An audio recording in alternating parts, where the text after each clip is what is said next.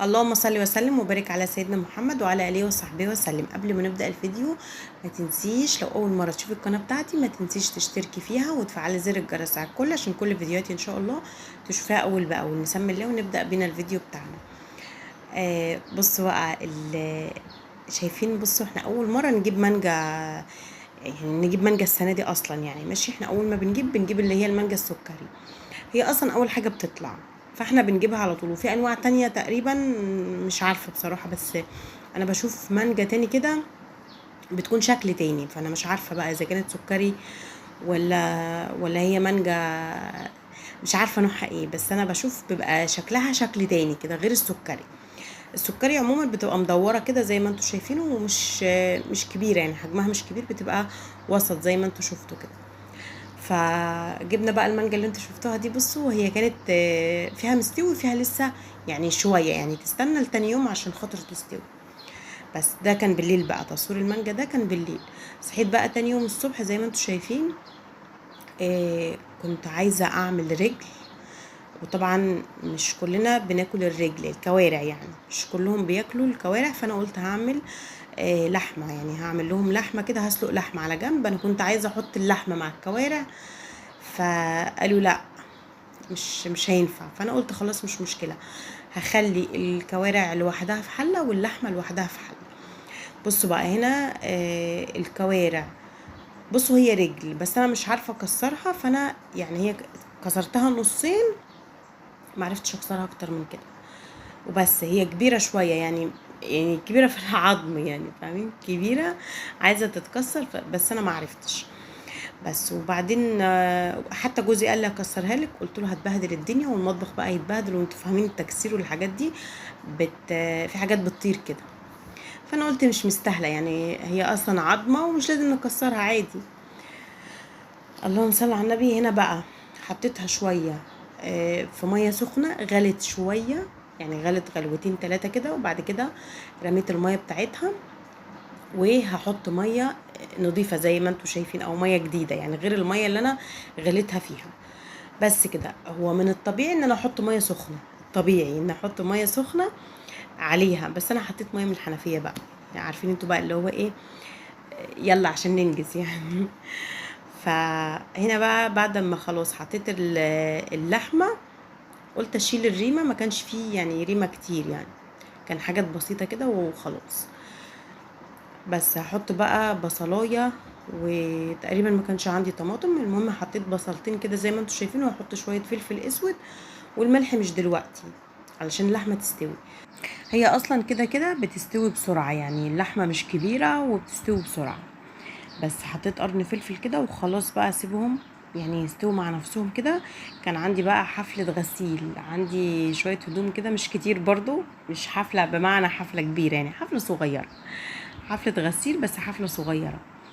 فانا قلت يعني بصوا احنا في الصيف ماشي، والهدوم اللي انا بغسلها هي ما بتكونش مش نظيفة، هي بتكون يعني الجو حر وعرقانين فيها، فالطبيعي ان هي تتشطف كده شطفة سريعة كده وخلاص. فانا قلت مش مشغلة الغسالة الاوتوماتيك. بحس ان الغسالة الاوتوماتيك بتهلك الهدوم، يعني كل ما بتشغلي تقعد مدة اطول بتغسل، بتهلك وتهري الهدوم وكده.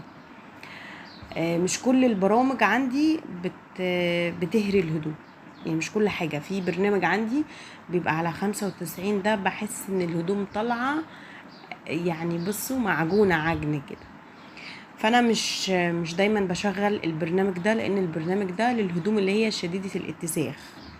فكل فين وفين لما بشغل البرنامج ده، واكتر ما بشغله في الشتاء، لان الهدوم بتاعت الشتاء بتبقى هدوم تقيلة ومحتاجة ان هي بقى تتفرم جامد يعني، فبشغله في الشتاء ما بشغلوش في الصيف. فانا شايفه ان الهدوم بتاعه الصيف تتغسل في الغساله النص اوتوماتيك، علشان الغساله النص اوتوماتيك سريعه، يعني سريعه في الوقت. يعني مثلا الغساله الاوتوماتيك هتقعد مثلا ساعتين، في برنامج، انا عندي في برنامج بيقعد 3 ساعات وشويه، او 3 ساعات ونص وهي بتغسل في الهدوم. فالهدوم كده تبوظ، وبالذات الهدوم الصيفي هدوم خفيفه فتتهلك بقى. فانا بقول لا، يعني هنا 10 دقايق وخلاص، يعني 10 دقايق ربع ساعة بالكتير قوي يعني، وبتكوني طلعتي الهدوم وهتحطي غيرها. بصوا بقى، هنا كانت الصدمة اللي انا ما كنتش عاملة حسابها اصلا يعني. الغسالة دي هي مش كانت صدمة برضو، يعني انا برضو كنت حاسة ان انا هلاقي كده يعني. لان انا الغسلة اللي فاتت كنت حطيت فيها في العين اللي هي بتاعة العصر دي او الشطف دي، حطيت فيها هدوم وتقلت عليها جامد جامد، فلقيتها بتزن كده وهي بتنشف الهدوم، في زنة كده صوت مش طبيعي يعني. فانا قلت يمكن عشان انا متقله عليها وكده. فجيت بقى اغسل المره الغسله ديت، يعني لقيت بقى زي ما انتم شايفين كده الغساله مش عايزه تلف خالص. هي بتلف بطيء، ما بتلفش سريع، مش عارفه بقى. ولقيت فيها ميه كده واقفه، يعني في ميه واقفه جوه في العين اللي هي بتاعه الشطف دي. هو اصلا لما بشغل لما بحط فيها ميه، يعني هو الطبيعي اصلا ان هو يتحط فيها ميه عادي، يعني ممكن اجيب خرطوم، هي ليها خرطوم كده وفتحه صغيره كده على جنب للميه، احط فيها ميه واشطف الهدوم، يعني اشيل من هنا احط هنا واشغل عليها، افتح عليها الميه واشطف الهدوم عادي جدا. ده الطبيعي اللي المفروض اصلا يتعمل. بس هي بقى لما بيكون في ميه، احط ميه في العين اللي بتاعه الشطف دي، بلاقيها بتقف خالص. ده برضو من ضمن، يعني من ضمن العيوب بتاعتها، يعني هي فيها عيوب كتير بصراحة الغسالة دي. بشوف ناس بتغسل، ناس كتير بتغسل وبتحط مية كتير كتير، بتشغل الحنفية في العين اللي هي بتاعة الشطف دي وعادي خالص، ما فيش اي حاجة. دي بقى كل لما احط فيها مية بتقف الموتور، بيقف كده مش عارفة في ايه. طبعا انا كنت مصلحاها قبل كده، انا اصلا كنت رميها في البلكونة وقلت خلاص انا، هي اصلا باظت كده وكان المواتير بتاعتها محروقين، الموتورين كانوا محروقين. فانا قلت خلاص هرميها بقى، ملهاش لازمه وخلاص بقى. وكنت عايزه اجيب واحده تانية صغيره كده اللي هي بتغسل بس، ما فيهاش شطف ولا اي حاجه، يعني غساله صغيره كده بتغسل وبس كده، غسيل عادي يعني. فرجعت بقى قلت طب خلاص هصلحها واشوف، يعني جوزي اللي قال لي كمان، قال لي ان نصلحها ونشوف لو نفعت نفعت، ما نفعتش خلاص كده شكرا يعني. فجبنا واحد فقال لا هتنفع وهيتغير ليها المواتير وكده وهتبقى حلوه. غير لها المواتير وظبطها وكانت شغاله، وزي ما قلت لكم كانت شغاله وجميله. بس انا لما تقلت عليها لقيتها مش عايزه تشتغل خالص كده ووقفت. وكمان كنت حطيت ميه في العين اللي هي بتاعه الشطف دي، فوقفت اكتر ما هي واقفه بقى. بصوا انا هحط بقى الهدوم مش هتشتغل خالص، بتلف كده ولكن مش بتلف سريع عشان تنشف، هي بتلف كده العادي، بتلف لفه بسيطه كده وبس. هتشوفوني دلوقتي اهو هشغلها مش هتشتغل اهو.